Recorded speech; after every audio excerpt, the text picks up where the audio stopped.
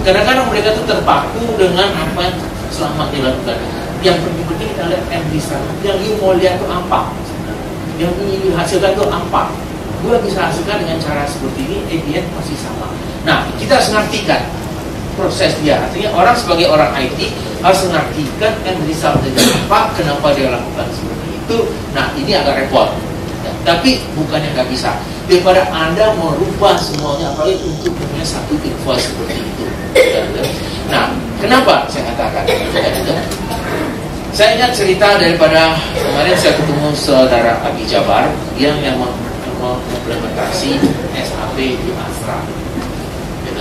Itu banyak tuh prosesnya yang terpaksa mereka harus rubah, bukan SAP. SAP nggak mau rubah, itu SAP kan? Wah, itu Jerman tuh kamu tuh luar biasa tuh, sedang itu beralat satu itu nggak mau rubah-rubah seperti itu, betul kan itu? Jadi terutama misalnya motor yang selesai diproses di Federal Motor, itu sudah ada alokasinya ke dealer mana ya. Kalau tapi belum pasti.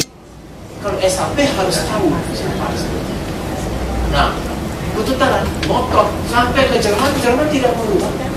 Sebab kalau you rubah, implikasinya sampai ke accounting sistemnya katanya. Itu nggak bisa katanya seperti itu. Akhirnya mereka bisa. Saudara Abi Jabar katakan diakomodir sebagai intermediate system katanya. Itu kan itu. Tanpa merubah SAP-nya seperti ini, yang resultnya mesti tetap proses. Dia perlu pengertian daripada apa yang mereka lakukan, why, kenapa dilakukan seperti itu, dan what-nya apa nanti. And resultnya itu akan seperti apa. Gak gampang terus terang, gak semudah ngomong terus terang. Tapi proses ini contohnya yang terjadi di Astra sampai dibawa ke Jerman pusatnya. Saya pernah ke pusat SAP juga. Nah, kemudian terjadi sistem sekali rubah sistem, wah Anda sudah tahu lah. Kalau Anda hanya untuk jangka pendek, kalau untuk jangka panjang, hidup Anda akan salah. Itu kan. Belum kalau implikasi kemana-mana lagi. Yang dirubah sini udah betul. Untuk ke sana salah. Pasti ada. Oke, masih ada lagi? Saya sudah nggak ini, memang saya tetap di hobi hanya sebagai komite ini nggak terjadi seperti itu. Dan saya hampir semua Anda sudah nggak bisa lari daripada automation ini nggak sana. Cuma gimana cara mengapproach automation seperti ini, gitu kan itu. Daripada sekarang sistem itu udah sangat mudah sekali, nggak punya data center sendiri, Anda bisa ke cloud, nggak usah punya server sendiri dalam hal seperti ini. Paket pun bisa disewa per bulan, nggak usah beli langsung paketnya, bisa nyicil, bertransaksi segala macam. Dan saya apapun ukurannya sekarang ini, baik besar maupun kecil dalam hal seperti ini, proses itu jauh lebih mudah dan jumlah kegagalan sekarang ini dibandingkan pada waktu kita mulai di tahun 80, tahun 90 itu kegagalan daripada proyek satu adalah sekitar 60-70%. Sekarang jauh berkurang. Jadi kalau ditanya Pak Edwin, sorry saya nggak pernah dijawab, saya tidak kompetensi saya dalam hal seperti ini. Tapi satu hal yang kita melihat di sini, perkembangan daripada zaman, perkembangan daripada teknologi seperti ini, kita nggak bisa menghindari lagi istirahat, kan? Yang namanya teknologi ini akan melipas kita, apapun kita harus ikut hal seperti ini. Gimana kira bisa tetap survive, bisnis kita tetap jalan. Ingat, negara kita ini masih luar biasa perkembangannya. Terakhir saya bicara dengan kebetulan teman golf itu, dia bekas di Rootnya dari cara perumahan. Dia bicara konsumsi ayam kita, makan ayam kita, nggak ada sepertiganya daripada Malaysia.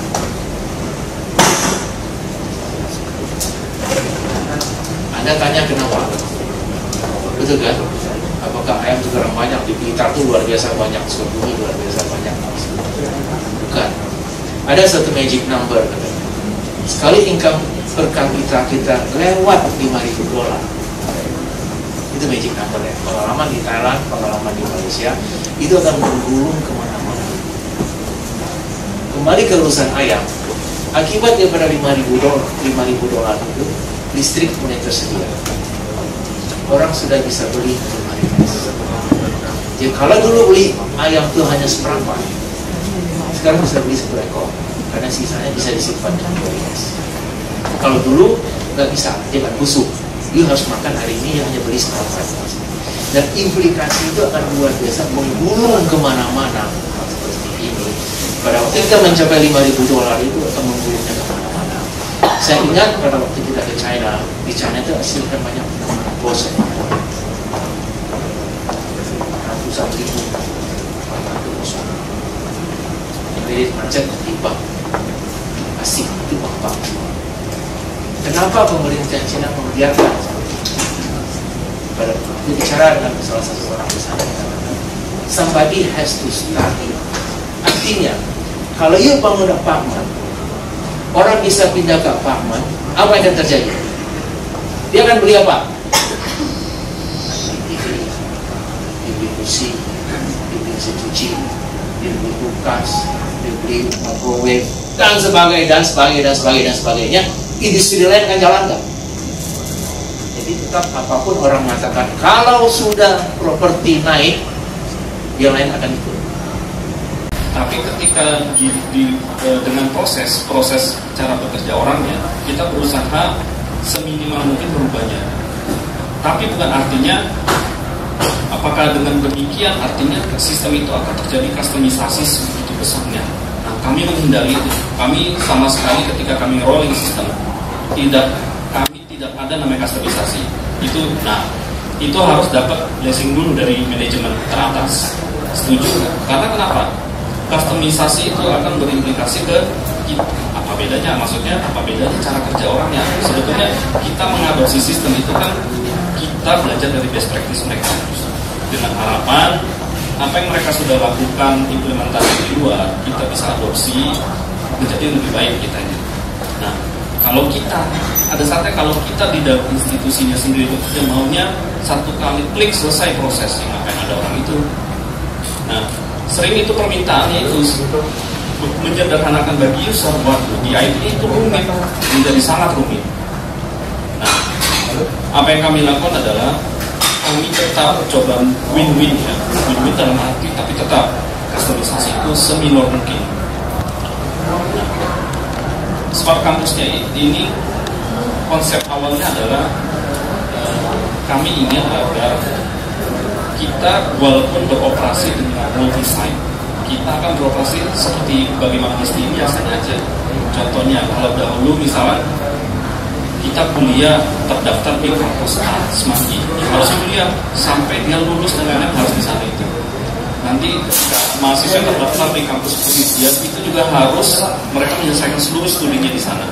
Karena kenapa? Ternyata kerumitan di belakangnya, mereka ada bicara alokasi waktu, alokasi uang, alokasi waktu pengajar. Itu ternyata cukup kompleks, constraint dan variabelnya. Nah, kami coba ingin membuat kampus ini sedemikian cerdasnya. Sebetulnya cerdas dalam artian adalah mereka sistem ini mampu mengenali dan mampu menyederhanakan proses agar seluruh site itu sebetulnya mereka melihatnya itu adalah satu kesatuan. Sehingga ketika misalnya hari ini atau jam ini pagi, karena ada banyak kita pengajar itu ternyata tinggal di luar kota, harus mengajar di kampus BSD. Tapi kita coba alokasikan waktu tanpa intervensi manusia agar jam ajar berikutnya kan tidak mungkin dari BSD jam 9 ngajar, ternyata jam 11 dia harus ngajar di Semanggi, sedangkan mereka ngajar itu sampai 10.30 misalkan, itu udah nggak mungkin itu BSD Jakarta bisa ditembus setengah jam. Nah, kita coba dengan sistem yang sedemikian rupa agar dia bisa mengalokasikan secara otomasi. Nah, ada lagi kasus misalkan mahasiswa, kita coba mengakomodir ya, mahasiswa itu kan generasi sekarang maunya serba cepat, instan, dalam sekian detik harus terjawab. Kalau nggak terjawab ya itu ya buat mereka itu udah aneh banget kita. Nah, kami coba membuat sistem platform di atasnya itu yang bisa berinteraksi. Mereka bisa melihat jadwal, bisa berinteraksi nggak cuma ke dosen, bahkan sampai ke satpam misalkan.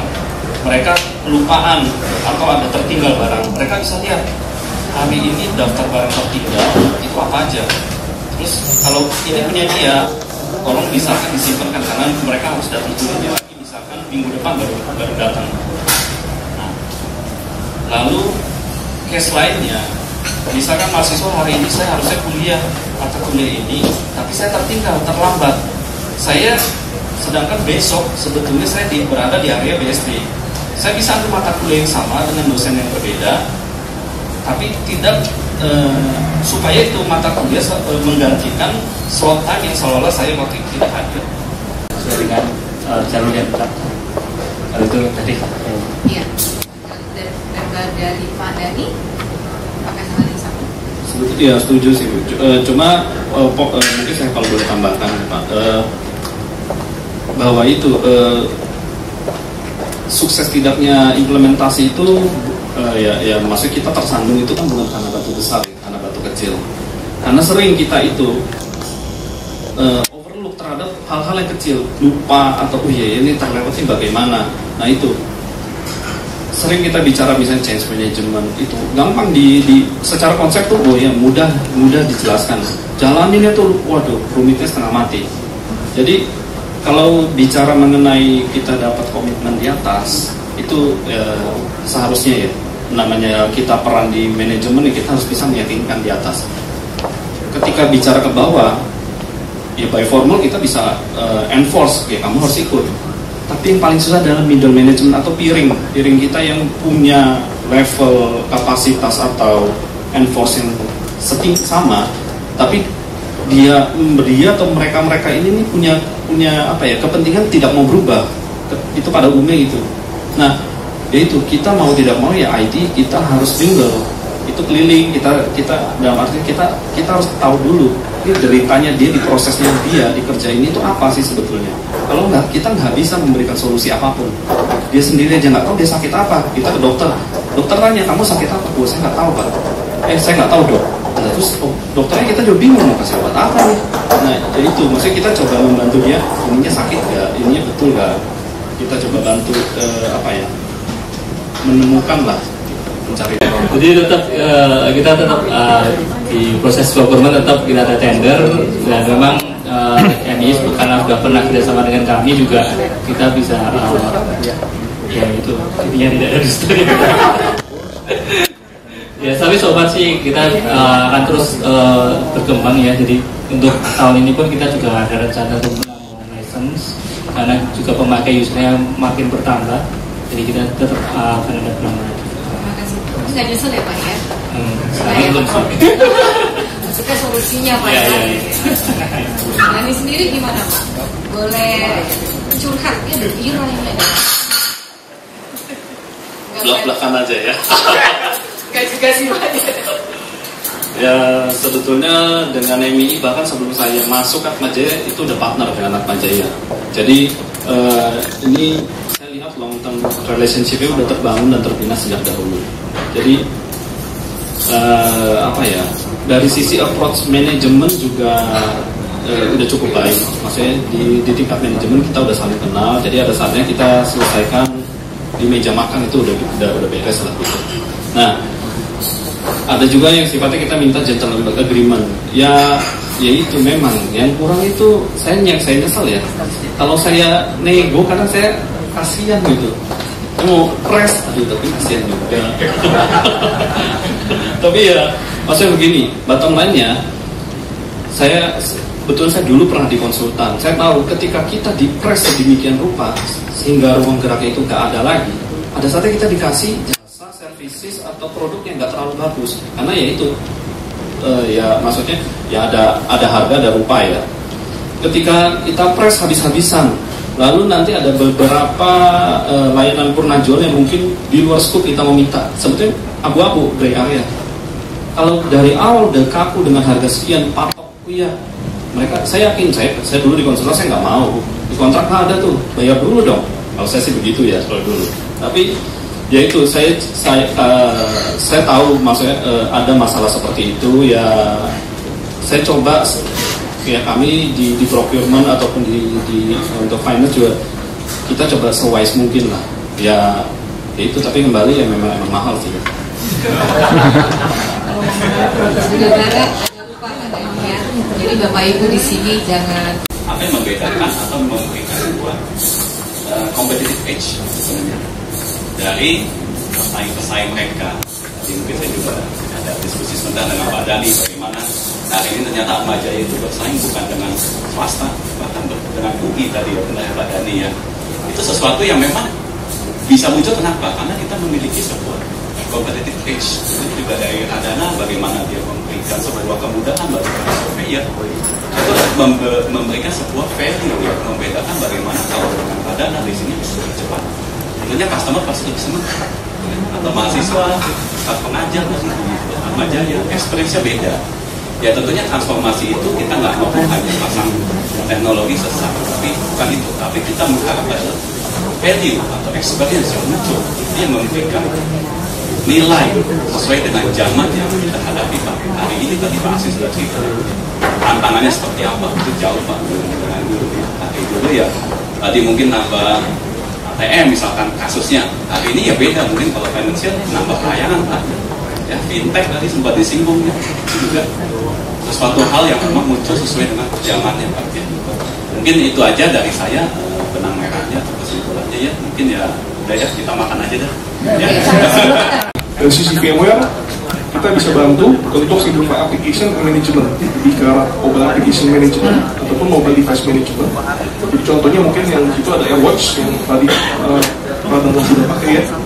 Kita bisa manage device tersebut ataupun application mobile yang di dalamnya. Kemudian challenge kedua kita untuk lebih ke arah multiple device yang harus kita manage.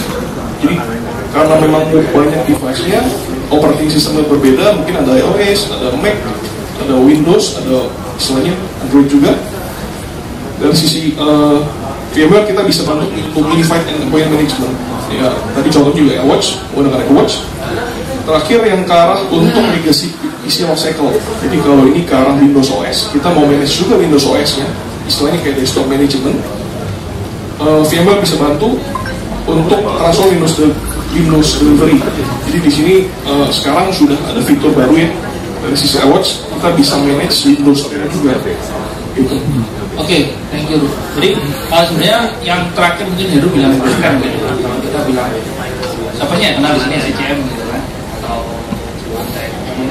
Diris ataupun macam-macam lah, banyak lah untuk manajemen. Nah sekarang untuk Windows 10 ini sekarang kan udah seperti kayak mobile operating system.